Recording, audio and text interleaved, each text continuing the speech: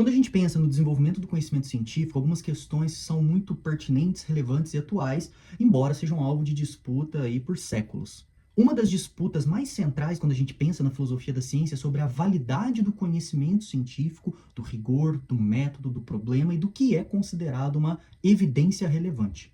Quando a gente pensa em ciência, a gente tem que considerar dois conceitos fundamentais, que é o conceito de ontologia e o conceito de epistemologia. De modo muito geral, a ontologia é a investigação, é o estudo daquilo que há de mais essencial na realidade. Ou seja, aquilo que sem o que a realidade não é. Enquanto que a epistemologia são os caminhos necessários para se construir um conhecimento considerado válido. De modo geral, a pesquisa científica ela foi meio que se desenvolvendo a partir de dois grandes caminhos. Existe uma discussão a respeito disso, inclusive isso pode ser tema de outro vídeo sobre as diferentes perspectivas teóricas em relação à pesquisa científica. Mas, de modo geral, nós podemos fazer ciência a partir de uma abordagem quantitativa, que é baseada em métodos estatísticos, em que o tratamento empírico é dado a partir de teorias e tratamentos estatísticos, e uma pesquisa qualitativa que é realizada a partir de um conjunto de métodos que procura investigar elementos que não são necessariamente quantificáveis, ou seja, não são necessariamente tratados do ponto de vista estatístico. Nesse sentido, a história do desenvolvimento científico, do pensamento científico, acabou gerando uma disputa.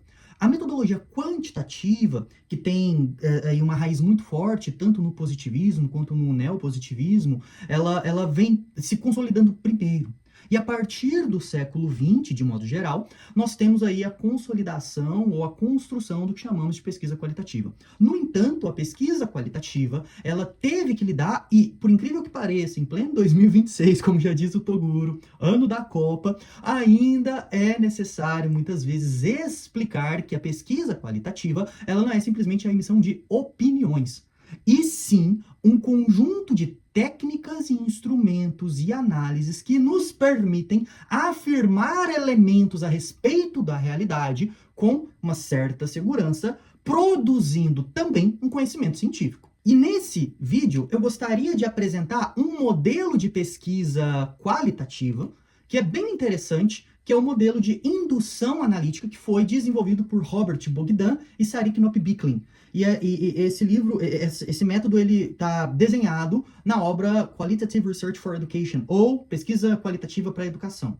Então, qual vai ser o objetivo aqui? Situar historicamente essa perspectiva metodológica, compreender a sua relação com a pesquisa qualitativa e explicar de uma forma sistemática como que a indução analítica funciona como uma estratégia de construção e validação de explicações teóricas, de explicações científicas. Então esse vídeo ele é direcionado principalmente para estudantes e pesquisadores que atuam ou pretendem atuar com pesquisa qualitativa em educação, em ciências humanas e em ciências sociais.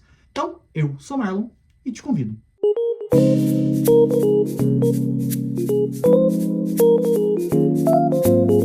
Então eu gostaria de começar explicando quem é o tal do Bogdan e Biklin. Esses autores são autores centrais no campo da metodologia qualitativa, e especialmente na área de educação, então são referências quase que canônicas, assim.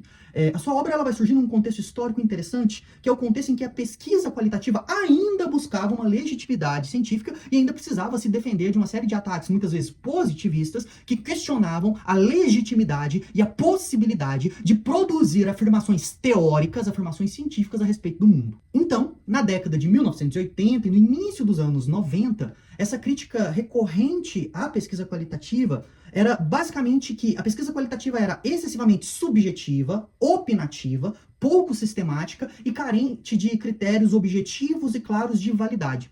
Daí o livro Qualitative Research for Education responde diretamente a essas críticas, demonstrando que a pesquisa qualitativa, na verdade, opera com uma outra lógica epistemológica, com outros caminhos, instrumentos e análises, mas que, embora opere com uma outra lógica epistemológica, possui procedimentos que são rigorosos na análise e possui também critérios próprios de qualidade científica. E é nesse quadro que a técnica de indução analítica aparece como uma estratégia fundamental em termos históricos, como a possibilidade de rebater a essas críticas a partir de uma sistematização qualitativa muito sofisticada. Só que antes da gente falar dessa técnica, eu acho que precisamos falar um pouquinho sobre as distinções epistemológicas entre a pesquisa quantitativa e a pesquisa qualitativa. Veja, teria que ser, assim, um curso só para isso, e muitas vezes existe uma disciplina, né, tanto na graduação quanto na pós-graduação, chamada metodologia de pesquisa ou pesquisa científica, que trata sobre isso. Então, eu vou tratar aqui de forma muito geral. Eu estou ciente das limitações teóricas do que eu vou trazer aqui, mas eu estou tentando sistematizar de uma forma geral. Caso seja do interesse, eu posso, sei lá, tentar pensar num curso, num conjunto de aulas, explicando isso de uma forma mais aprofundada e mais ampla. Então vamos lá. Para a gente compreender a indução analítica, é essencial que a gente consiga diferenciar pesquisa quantitativa e pesquisa qualitativa. Não apenas em termos técnicos, no sentido de que pesquisa quantitativa faz isso, qualitativa faz isso, mas em termos epistemológicos, ou seja, dos caminhos que são percorridos para se produzir um enunciado que se pretenda verdadeiro a respeito do mundo. Né? Então, de modo geral, a pesquisa quantitativa, na pesquisa quantitativa, as hipóteses são formuladas antes da coleta dos dados. Né? Então, antes de eu coletar os dados, eu já tenho aí uma hipótese formulada com base em quê? Com base numa série de dados empíricos e de demais pesquisas a respeito de determinado fenômeno. As variáveis, elas são previamente definidas e o objetivo central seria o teste de teorias. Então, acaba que a validade, ela está associada a uma generalização estatística. Enquanto isso, na pesquisa qualitativa, geralmente, as perguntas são abertas e exploratórias, no sentido de tentar delimitar o que os meus dados, o que a realidade, o que a empiria me permite consolidar. Né? Então o foco ele vai estar principalmente nos significados, nos processos, nos contextos, e aí a teoria nesse sentido ela não é testada simplesmente, ela é construída ao longo da análise. Marlon, tem como eu fazer uma pesquisa quantitativa em que eu procure significado, processo, contexto e construa a teoria ao longo da análise? Tem. Mas, de modo geral, é assim que funciona. E aí acaba que na pesquisa qualitativa, a validade, ela tá ligada a uma coerência interpretativa e a relação com os dados empíricos. Então, veja, nós temos os dados empíricos obtidos a partir da realidade. E esses dados, eles dependem, para fazer sentido enquanto dados científicos, de uma coerência interpretativa daquele que pesquisa, do pesquisador, do cientista. E aí acaba que a indução analítica se insere claramente nesse segundo paradigma de pesquisa qualitativa, e eu vou mostrar isso agora. Vamos lá. O que é essa tal dessa indução analítica? A indução analítica ela é uma estratégia metodológica voltada à construção progressiva, subsequente, de explicações teóricas a respeito da realidade a partir de uma análise aprofundada de casos empíricos que a gente coleta na realidade. Segundo essa lógica, o pesquisador ele formula afirmações explicativas que são provisórias, isso é importante. Ele confronta essas afirmações com os dados empíricos coletados na realidade e reformula essas afirmações explicativas sempre que encontra evidências contraditórias. Então vamos lá. Qual que é o princípio central aqui? O princípio central é que uma explicação a respeito da realidade só pode ser considerada válida, só pode ser considerada legítima, se for capaz de explicar todos os casos analisados, ou se explicitar claramente as condições sob as quais ela se aplica. Então a gente está falando de um processo iterativo mesmo, sem um N, não é interativo. Iterativo no sentido de que ele vai e volta, Ele é um processo reflexivo, ele é um processo rigoroso, e não uma simples leitura impressionista dos dados a partir do que eu quero que a realidade me diga. Não, a realidade está posta, existe uma objetividade na realidade, mas essa realidade só faz sentido enquanto os dados científicos, a partir de um processo rigoroso, exaustivo, iterativo, reflexivo, que vem a partir dessa interpretação dos dados que é dada a partir do investigador. Vamos lá, como é que funciona esse método mesmo? O ponto de partida não é uma hipótese estatística, mas é um fenômeno social, humano, educacional, que se deseja compreender. Por exemplo, eu quero compreender as transformações nas concepções de estudantes sobre a natureza da ciência. Então, vamos lá, outro problema. Natureza da ciência também é um conceito complicado, não existe um consenso total, mas de modo geral, sei lá, se a gente pega, por exemplo, Lederman, ou Bybee, ou Hodgson, que são autores clássicos aí que discutem natureza da ciência, eles vão determinar alguns critérios básicos que são relativamente consensuais a respeito de como a ciência funciona. Dentre esses critérios, a gente pode elencar o fato da ciência ser histórica, ser humana, ser temporária, ser dependente das organizações sociais que produzem. Então, são alguns elementos gerais. E aí, a ideia é que, sei lá, vamos supor que se eu fornecer um curso sobre natureza da ciência, os estudantes vão mudar concepções. Sei lá, vão sair dessa ideia naive, ingênua, positivista de que a ciência produz verdades irrefutáveis e eternas e vão compreender que, na verdade, a ciência funciona mais como tentativa, o conhecimento é mais ou menos provisório, existe uma dinâmica contraditória. Então, essa é a ideia. Eu quero entender as transformações nas concepções de estudantes sobre a natureza da ciência.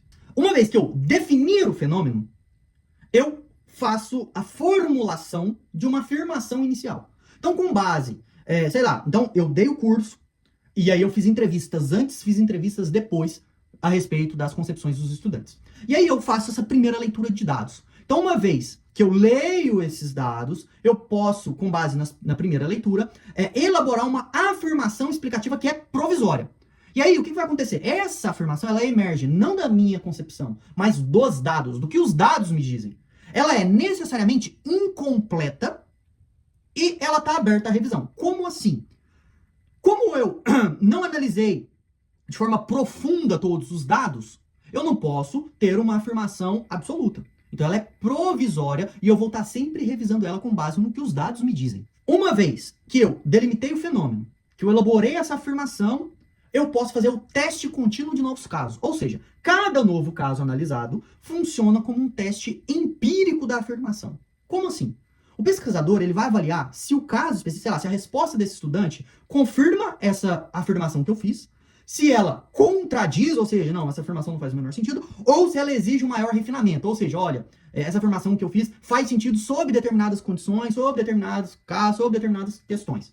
Beleza, então, uma vez que eu faço esse teste contínuo, eu vou focar agora na centralidade dos casos negativos, ou seja, aqueles casos que ou contradizem minha afirmação ou que demandam refinamento da minha afirmação. E aí acaba que isso aqui é uma questão muito importante. Um elemento distintivo da indução analítica é a busca ativa por casos negativos. Isso é, casos que não se ajustam à explicação vigente. E aí acaba que esses casos, eles não são exceções a serem descartadas, né? Mas eles são fontes privilegiadas de avanço teórico. Isso aqui é fundamental. Isso aqui é fundamental. Então veja que os autores eles estão respondendo aquelas críticas de impressionismo interpretativo, de subjetividade, de opinião. Não. Eu estou olhando para os casos negativos que contradizem o que eu estou dizendo, né? E a partir disso eu vou tratar esses casos negativos como uma ponte de avanço teórico. Uma vez que eu identifico esses casos negativos, esses casos contraditórios, eu vou reformular as minhas afirmações. Então, diante de um caso negativo, o pesquisador ele reformula a afirmação, ele introduz novas condições, ou ele redefine os limites da explicação. Ele pode dizer, olha, isso aqui explica, mas não explica de forma universal, né? E esse ciclo ele vai se repetindo. Por isso que é iterativo. Ele vai se repetindo, até que a minha afirmação seja consistente com todos os casos analisados. Ela deve ser consistente com todos. Ou que ela explique de forma fundamentada as variações observadas. Ou seja, dê razão para essas variações que eu estou observando no meu corpus analítico. Então acaba que, perceba, a validade das afirmações, elas não vêm a partir de testes estatísticos, quantitativos, mas ela se apoia em coerência lógica interna, em consistência empírica dos meus dados, em consideração explícita das exceções e das contradições que eu identifico na minha base de dados, e na transparência do percurso analítico. Tudo que eu fiz tem que estar absolutamente documentado. A validade, portanto, ela está na força explicativa da teoria que foi construída no processo. E ela está também na capacidade de dar conta da complexidade do fenômeno que eu estou estudando. Então perceba que embora ela não se apoie em dados estatísticos, existe uma série de validações. Existe uma série de cuidados e caminhos que me permite, na medida do possível, um distanciamento e uma clareza epistemológica naquilo que eu me pretendo investigar. Então, perceba, a indução analítica, tal como é discutida por Bogdan e Bicklin, mostra que a pesquisa qualitativa, ela não é menos rigorosa que a quantitativa, quando bem feita, mas ela opera com outros critérios de cientificidade. Então perceba que ela traz elementos que complexificam a própria concepção de ciência, né? Então é um método extremamente potente para a gente compreender processos educacionais, analisar mudanças conceituais, construir explicações teoricamente fundamentadas a partir da prática empírica, né? Então acaba que dominar essa lógica analítica É um elemento fundamental para quem quer fazer pesquisa qualitativa séria, de alta qualidade e que avance de fato a fronteira do conhecimento. E é preciso tomar cuidado. A pesquisa científica é séria. Não é porque é qualitativa que tudo pode. Não é porque é qualitativa que o que vale são as impressões, são as opiniões. Não. Fazer pesquisa, seja quantitativa ou qualitativa, exige compromisso ético e uma conduta científica que preze pela validade e pela legitimidade daquilo que você está fazendo. Bom, de modo geral, isso aqui é apenas, sei lá, uma tentativa de falar um pouco sobre metodologia de pesquisa. Se fizer sentido, se vocês quiserem, eu posso falar de outras perspectivas, posso discutir outros métodos, posso discutir mais a questão ontológica e epistemológica da ciência. Deixa aí no comentário e eu te agradeço. Tchau.